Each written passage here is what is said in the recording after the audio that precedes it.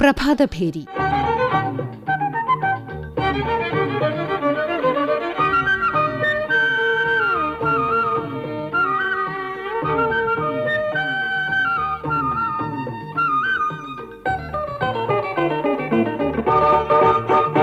കാറ്റും കായലും പച്ചപ്പും ഒത്തുചേരുന്ന കൊല്ലം ജില്ലയിലെ മനോഹരമായ പ്രദേശമാണ് ചിറക്കര. ചിറക്കര ഗ്രാമപഞ്ചായത്തിന്റെ മുഖച്ഛായ മാറ്റാൻ പോകുന്ന ഗ്രാമീണ ടൂറിസം പദ്ധതിയെക്കുറിച്ചാണ് ഇന്നത്തെ പ്രഭാതഭേരി. മാലാക്കായലിലെ കടുംപച്ച നിറമുള്ള കണ്ടൽക്കാടുകൾ, ഐതിഹ്യമുറങ്ങുന്ന ചിറക്കര ക്ഷേത്രം, 7 കിലോമീറ്ററോളം നീളുന്ന പോളച്ചിറ പക്ഷിസങ്കേതം തുടങ്ങി BC 3-ാം നൂറ്റാണ്ടിലെ ചരിത്ര കഥകൾ പറയുന്ന മണ്ണാത്തിപ്പാറ വരെ നീളുന്ന ഒരു സ്വപ്ന പദ്ധതിയാണിത്. കേരളഗാമ എന്നറിയപ്പെട്ട ഗുസ്തി ഇതിഹാസം പോളച്ചിറ രാമചന്ദ്രന്റെയും ജവഹർലാൽ നെഹ്റുവിനെ പോലും അതിശയിപ്പിച്ച കഥകളി ആചാര്യൻ ചിറക്കര മാധവൻകുട്ടിയുടെയും സ്മരണകൾ നിറയുന്ന മണ്ണിലാണ് ഈ പദ്ധതി ഒരുങ്ങുന്നത്. ചിറക്കര ഗ്രാമപഞ്ചായത്തുമായി ബന്ധപ്പെട്ട് കൃഷിയും വ്യവസായവും വില്ലേജ് ടൂറിസവും എന്ന് തുടങ്ങുന്ന പദ്ധതിയാണ് ഞങ്ങൾ നടപ്പിലാക്കാൻ ഉദ്ദേശിക്കുന്നത്.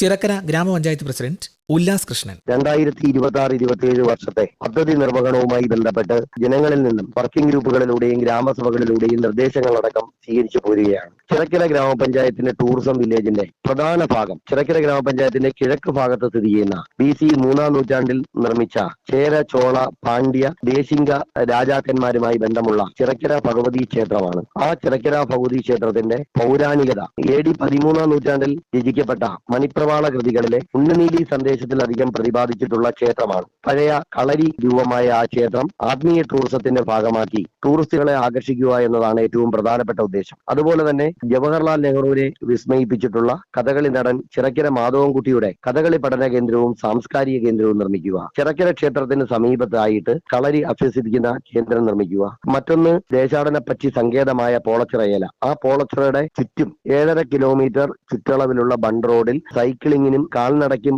വേണ്ടിയിട്ടുള്ള സൗകര്യങ്ങൾ ഉണ്ടാക്കുകയും പക്ഷി നിരീക്ഷണത്തിനായി ടവറുകൾ സ്ഥാപിക്കുകയും സിനിമാ നടനും കേരളത്തിലെ ഗുസ്തി ഇതിഹാസവുമായ പോളച്ചിറ രാമചന്ദ്രൻ കേരള ഗാമ പട്ടം നേടിയ അദ്ദേഹത്തിന് സ്മാരകവും ഗുസ്തി പരിശീലന കേന്ദ്രവും ആരംഭിക്കുക. പോളച്ചിറയുടെ കരയിൽ മണ്ണാത്തിപ്പാറ എന്ന് പറയുന്ന സ്ഥലത്ത് പാഞ്ചാലിയുടെയും പഞ്ചപാണ്ഡവരുടെയും പ്രതിമകളും പാർക്കും നിർമ്മിക്കുക. കുടുംബശ്രീയുമായി ബന്ധപ്പെട്ട് പോളച്ചിറയിൽ നാടൻ മത്സ്യങ്ങളുടെ അടക്കം കലവറയാണ്. നാടൻ മത്സ്യങ്ങളുടെ ഫുഡ് കോർട്ടുകൾ സ്ഥാപിക്കുക. മറ്റൊന്നെന്ന് പറഞ്ഞാൽ ചിറക്കര ഗ്രാമപഞ്ചായത്തിന്റെ പടിഞ്ഞാറ് ഭാഗത്ത് ഇത്തിക്കര ആറ്റിനോട് ചേർന്ന് 20 ഹെക്ടറിൽ നിറഞ്ഞു നിൽക്കുന്ന 200 മീറ്റർ നീളമുള്ള കണ്ടൽ ഗുഹകളുള്ള കേരളത്തിലെ ഏറ്റവും പ്രധാനപ്പെട്ട ഉപ്പൂറ്റിക്കണ്ടലിന്റെ കോട്ടയായ കണ്ടൽ ശേഖരത്തിൽ ഇപ്പോ ദിനംതോറും 2500 പരം വിദേശ സ്വദേശ ടൂറിസ്റ്റുകൾ വന്നു ചേരുന്ന ആ പ്രദേശത്ത് ടൂറിസ്റ്റുകൾക്കായി അടിസ്ഥാന സൗകര്യങ്ങൾ ഒരുക്കുക. മറ്റൊന്നെന്ന് പറഞ്ഞാൽ ചിറക്കര ഗ്രാമപഞ്ചായത്തിലെ 4 വാർഡുകൾ കേന്ദ്രീകരിച്ച് 2800-3000 വീടുകൾ കേന്ദ്രീകരിച്ച് ഹോം സ്റ്റേ പ്രോത്സാഹിപ്പിക്കുകയും അതോടൊപ്പം തന്നെ ചിറക്കര ഗ്രാമപഞ്ചായത്തിലെ ഏറ്റവും പ്രധാനമായ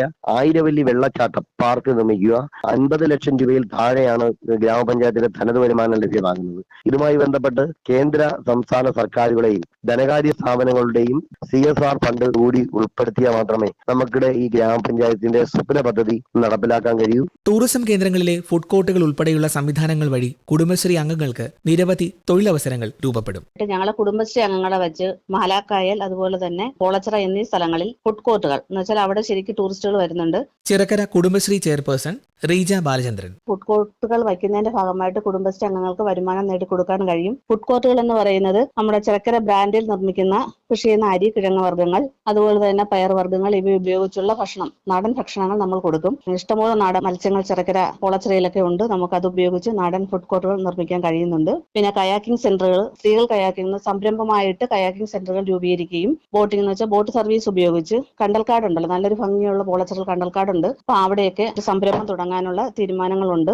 ഗൈഡുകളായിട്ട് സ്ത്രീകളെ, നമ്മളെ കുടുംബശ്രീ അംഗങ്ങളെ ഗൈഡുകളായി ഉപയോഗിച്ചുകൊണ്ട് ടൂറിസത്തിൽ ഏർപ്പെടുത്താനും തീരുമാനിച്ചിട്ടുണ്ട്. ചിറക്കര പഞ്ചായത്ത് മുൻ vice president Sujay Kumar 3.5 kilometre വീതം 2 സൈഡിലായിട്ട് 7 കിലോമീറ്റർ ബണ്ട് റോഡുകളുണ്ട്. ഈ ബണ്ട് റോഡുകളിൽ നമുക്കൊന്ന് ക്ലിയർ ചെയ്തെടുത്തു കഴിഞ്ഞാൽ നമുക്ക് സൈക്ലിംഗ് നടത്താൻ പറ്റും. അതുപോലെ തന്നെ കേരളത്തിലെ ഏറ്റവും കൂടുതൽ ദേശാടന പക്ഷികൾ വരുന്ന സ്ഥലം പോളച്ചിറയാണ്. പക്ഷി നിരീക്ഷകർ ഏറ്റവും കൂടുതൽ വരുന്ന സ്ഥലവും പോളച്ചിറയാണ്. പിന്നെ അതുപോലെ തന്നെ ഏറ്റവും പ്രധാനപ്പെട്ടത് ഗ്രാമീണ തട്ടുകടകൾ ഇതിന്റെ 4 സൈഡിലും നമുക്ക് നടക്കും. കുട്ടവഞ്ചി സർവീസ്, കയാക്കിംഗ് അടക്കമുള്ള കാര്യങ്ങൾ നടത്തിയാൽ കൊല്ലം ജില്ലയിലെ ഏറ്റവും വലിയ ഒരു ടൂറിസം കേന്ദ്രമായി മാറാൻ സാധിക്കും. ഗ്രാമീണ ടൂറിസം വളർന്നെങ്കിൽ മാത്രമേ നമുക്ക് പ്രാദേശിക സർക്കാരുകൾക്ക് ഓൺ ഫണ്ട് കണ്ടെത്താൻ സാധിക്കും. കയാക്കിങ് ഇപ്പൊ ഏറ്റവും കൂടുതൽ നടക്കുന്നത് കൊല്ലം ജില്ലയിലെ മൺട്രോത്തുരത്തിനോടൊപ്പം തന്നെ ഏറ്റവും കൂടുതൽ കണ്ടൽക്കാടുകളുള്ള സ്ഥലമാണ് നെടുങ്ങോലം മാലാക്കായൽ. അവിടെ വിദേശികൾ സ്വദേശികൾ അടക്കമുള്ള പ്രതിദിനം ഏതാണ്ട് 3000-ഓളം വിനോദസഞ്ചാരികളാണ് ഇവിടെ എത്തിച്ചേരുന്നത്. കണ്ടൽക്കാടുകൾ കാണാൻ അവിടെ കണ്ടൽ കോട്ട, ഒരു പ്രത്യേക രീതിയിലുള്ള കണ്ടൽ വനങ്ങളാണ് ഇവിടെ ഉള്ളത്. ഞാൻ വൈസ് പ്രസിഡന്റ് ആയിട്ട് ഇരിക്കുമ്പോൾ 2 കോടി രൂപയുടെ DPR തയ്യാറാക്കി വെച്ചിട്ടുണ്ട്. അതിനോടൊപ്പം തന്നെ നമുക്ക് പഞ്ചായത്തിന്റെ നേതൃത്വത്തിൽ ഒരു ടൂറിസം പദ്ധതി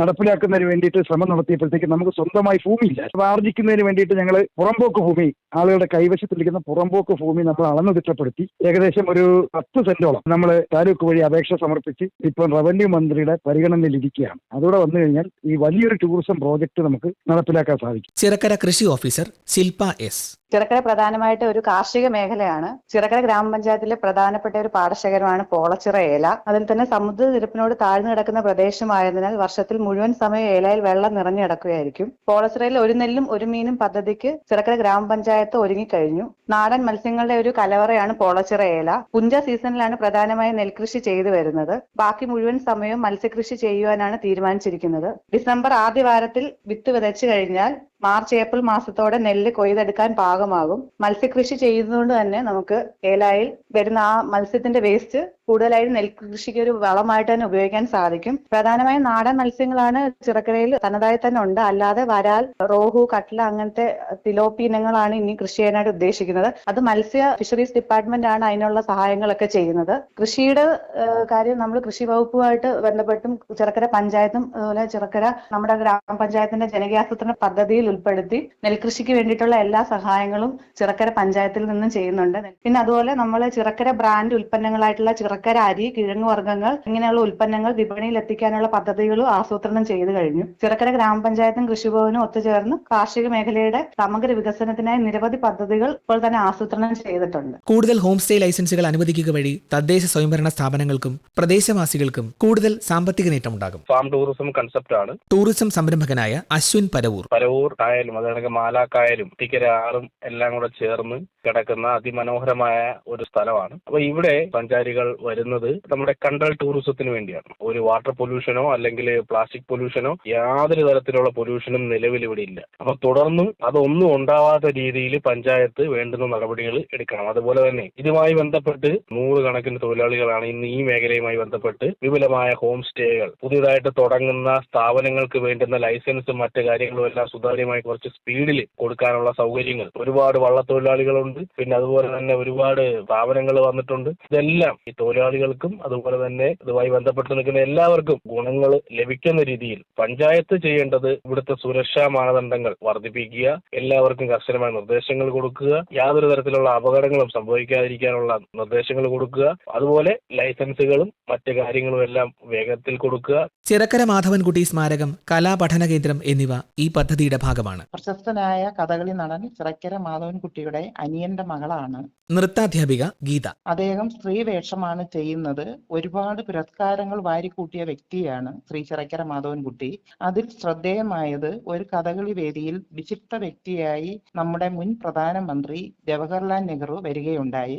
അദ്ദേഹം പ്രോഗ്രാം കഴിഞ്ഞതിന് ശേഷം സുന്ദരിയായ സ്ത്രീ ആരാണെന്ന് നേരിൽ കാണണമെന്ന് ആവശ്യപ്പെടുകയും ചെയ്തു. അത് പുരുഷനാണെന്ന് അറിഞ്ഞപ്പോൾ മാധവൻകുട്ടിയെ നേരിൽ കണ്ടു. കയ്യിൽ കിടന്ന മോതിരം ഊരി സമ്മാനമായി നൽകി. ചിറക്കര എന്ന ഗ്രാമപ്രദേശത്തെ അറിയുന്നത് പോലും അദ്ദേഹത്തിന്റെ പേരിലാണ്. ചിറക്കര ഗ്രാമപഞ്ചായത്തും ടൂറിസവുമായി ബന്ധപ്പെട്ട് ചിറക്കര മാധവൻകുട്ടിയുടെ പേരിൽ കഥകളി പഠന കേന്ദ്രം തുടങ്ങുകയാണ്. അതിൽ കഥകളി സംഗീതം, ചെണ്ട തുടങ്ങിയ കലാരൂപങ്ങൾ പഠിപ്പിക്കാനാണ് ഉദ്ദേശിക്കുന്നത്. കുട്ടികൾക്കും മുതിർന്നവർക്കും വിദേശികൾക്കും കഥകളി പഠിക്കാനും, അതായത് ഇപ്പൊ മുതിർന്നവർക്കായാലും കുട്ടികൾക്കായാലും അത് 3 വർഷത്തെ കോഴ്സാണ്. മുദ്രയായാലും അഭിനയമായാലും അത് ഓരോ ഘട്ടങ്ങളായിട്ടായിരിക്കും പഠിപ്പിക്കുന്നത്. അതുകൂടാതെ സംഗീതം പഠിച്ച കുട്ടികൾക്കാണെങ്കിൽ 1 വർഷം കൊണ്ട് അത് പഠിക്കാൻ പറ്റും. കഥകളിയുമായിട്ട് ബന്ധപ്പെട്ടതാണ് ചെണ്ട. അത് പഠിക്കുന്ന കുട്ടികൾക്കും ഏകദേശം 1 വർഷം ആവുമ്പോഴത്തേക്ക് പഠിച്ചു തീർക്കാൻ പറ്റും. പിന്നെ കഥകളി ആസ്വാദന ക്ലാസ് ഉണ്ട്. അത് പ്രഗത്ഭരായ കഥകളി അധ്യാപകരെ കൊണ്ടോ അല്ലെങ്കിൽ കഥകളി ആചാര്യന്മാരെ കൊണ്ടായിരിക്കും ആ ക്ലാസ്സുകൾ നയിക്കുന്നത്. അതുമൂലം അന്യം നിന്നുപോയ കഥകളി പുതിയ തലമുറയിലേക്ക് കൊണ്ടുവരാൻ ചിറക്കര മാധവൻകുട്ടിയുടെ പേരിൽ ആരംഭിക്കുന്ന കഥകളി പഠന കേന്ദ്രം നിമിത്തമാകും എന്നുള്ളത് ഉറപ്പാണ്. ചിറക്കര ഗ്രാമപഞ്ചായത്ത് നടപ്പാക്കാനൊരുങ്ങുന്ന ഗ്രാമീണ ടൂറിസം പദ്ധതി സമാനമായ സാധ്യതകൾ നിലനിൽക്കുന്ന ഓരോ ഇടങ്ങൾക്കും ഒരു മാതൃകയാണ്. ഗ്രാമീണ ജീവിതം അനുഭവിച്ചറിയാൻ ഉതകുന്ന, പ്രകൃതിയെ സ്നേഹിക്കാൻ പഠിപ്പിക്കുന്ന, വ്യവസായവും കൃഷിയും വിനോദസഞ്ചാരവും സംസ്കാരവും കൈകോർക്കുന്ന ഇത്തരത്തിലുള്ള പദ്ധതികൾ അതിജീവനത്തിന്റെയും പുരോഗതിയുടെയും പുതിയ കഥകൾ എഴുതുമെന്നതിൽ തർക്കമില്ല.